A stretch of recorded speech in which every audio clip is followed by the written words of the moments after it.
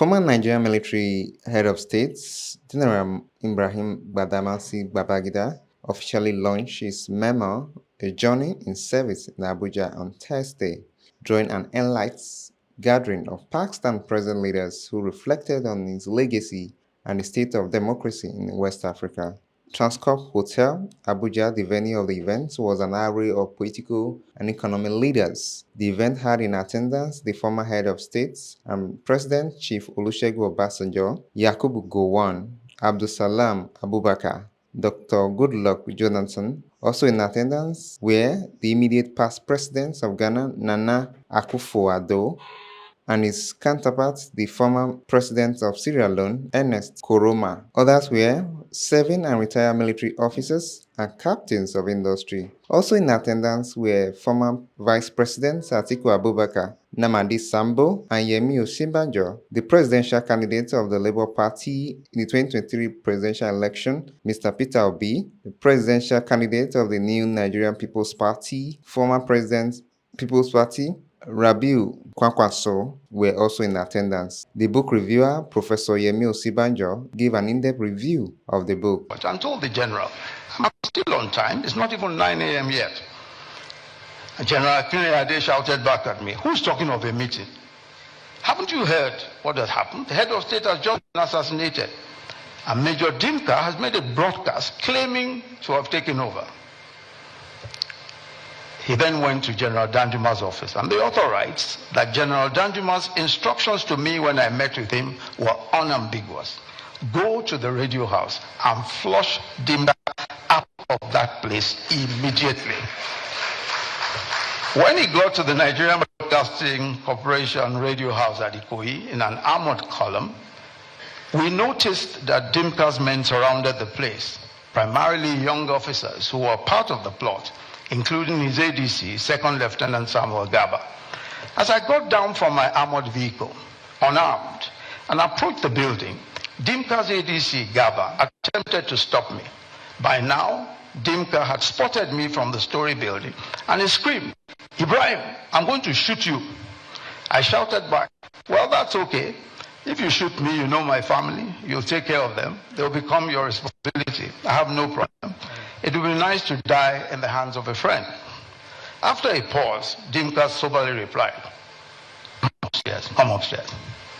And Dimka was indeed a close friend.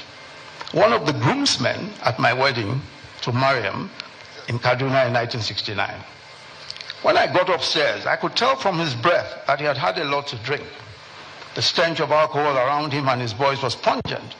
Then suddenly his ADC, also visibly drunk, never showed up and suggested that Dimka take me hostage and use me as a bargaining chip with the government. Dimka angrily screamed at Gaba and chased him out. Once Gaba scampered out, Dimka and I settled for a frank discussion.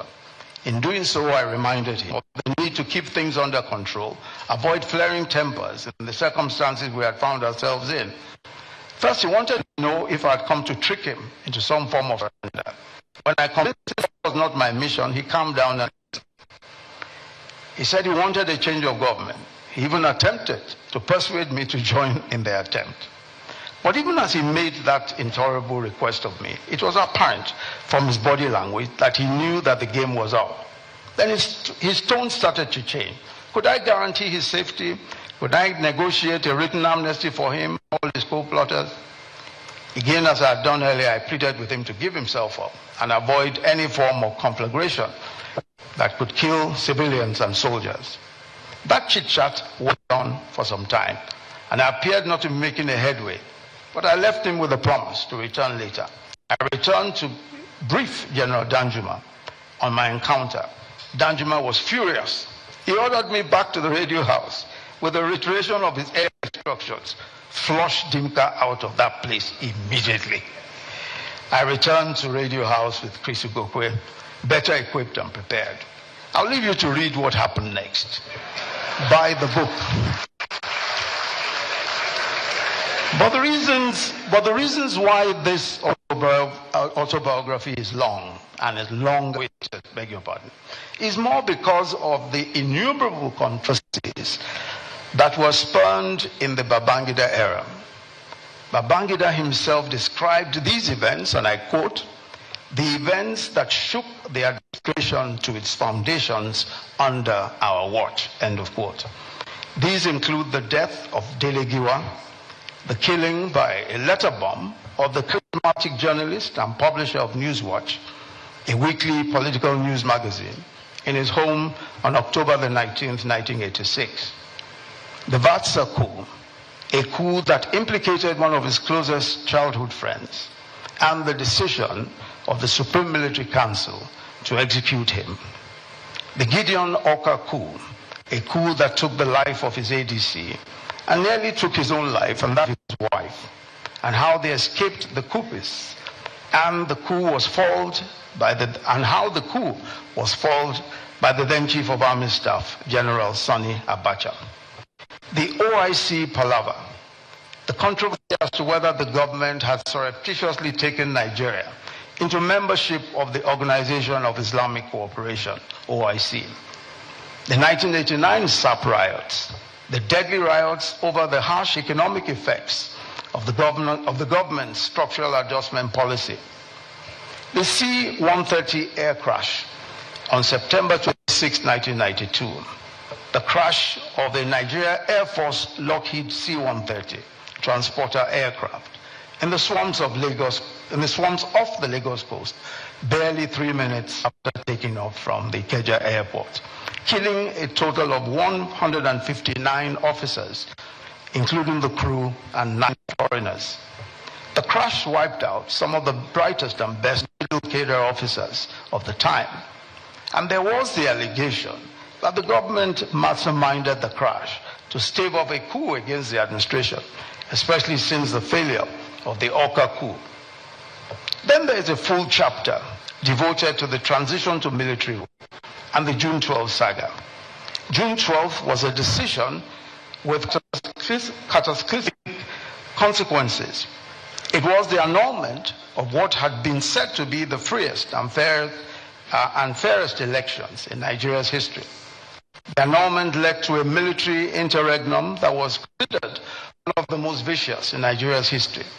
The eventual death of the acclaimed winner of the election and his wife. The author deals with all these issues and for the first time answers these questions fully. For example, he tells us for the first time who annulled the June 12th election. Of course, I will not disclose that to you. You would have to buy the book to find out. He puts the facts out there. He gives his own reasons for the actions that he took, and he admits where he believes he was wrong. He also answers the question whether Abiola actually won the June 12th elections. And I quote him, "Although I am on record to have stated after the elections that Abiola may not have won the elections, upon deeper reflection and a closer examination of all available facts, particularly the detailed election results, which are published as an appendix to this book, there was no doubt that MKO Abiola won the June 12th elections. Upon closer examination of the original collated figures from the 110 polling booths nationwide, it was clear that he satisfied the two main constitutional requirements for winning the presidential elections, mainly majority votes and geographical spread. Having obtained 8,128,700 votes against Tofa's 5,848,247 votes, and securing the mandatory 1/3 of the votes cast in 28 states of the Federation, including Abuja. I am gratified that the Buhari administration finally recognized him as a former head of state of Nigeria." End of quote. He concludes in the book, and I quote him, "Looking back now, the June 12th saga was undeniably the most challenging moment of my life, and in certain respects, one of the most painful." And he went on to admit, "If I had to do it all over again, I will do it differently." The leaders took turns to eulogize the celebrants. Babangida, we all know, has been one of the most charismatic leaders in this country. He's somebody that, up to date, people go as if they are going on pilgrimage to consult him. We thank God for giving you that grace and the wisdom to continue to mentor people. In terms of your leadership, Nigerians know you contributed significantly in terms of the infrastructural development of the country and the social mobilization. We cannot write this to Nigeria without dedicating a reasonable part to your service as the President of Nigeria. You've done well. It might interest you, the President, and all the distinguished guests here. As far back as 1952, a soothsayer told us that Ibrahim is going to be the head of state of this country. We never believed him, because when me and him joined the military, courtesy then Captain Gowon, a young dashing officer, very smart officer, who came to lure us to join the military. When we joined the army, all we were hoping was to get to the reach of a captain and then retire.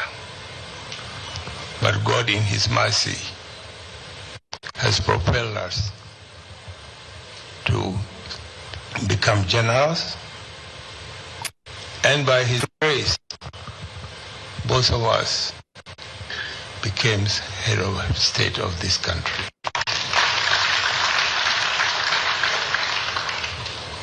Ibrahim, I want to thank you again for the friendship, brotherhood, and all that.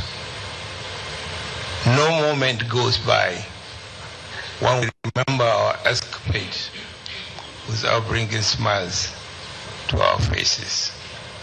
May this smile continue during our twilight as we continue serving our residential responsibility to this nation. Babagidda, in the heat of the event, shed light on the annulment of June 12, 1993 presidential election. Babagidda said he annulled the election because he was afraid the winner, late Chief MKO Abiola, could be killed and the nation thrown into another avoidable civil war, revealing that Abiola of the Social Democratic Party (SDP) beat Alhaji Bashir Tofa of the National Republican Convention to win that election. Elections were held on June 12, 1993.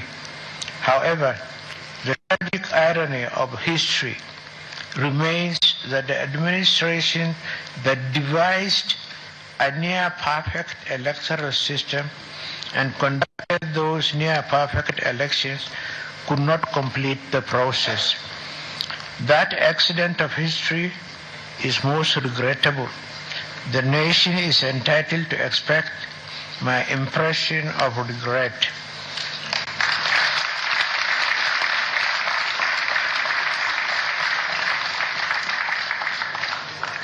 As the leader of the military administration, I accept full responsibility for all decisions taken under my watch.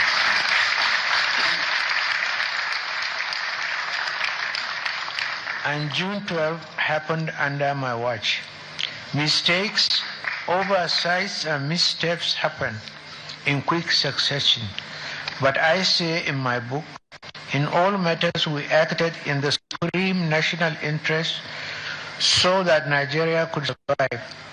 Our nation's march to democracy was interrupted, a fact that I deeply regret, but Nigeria survived. And democracy is still alive, a testament to our resilience and commitment to progress.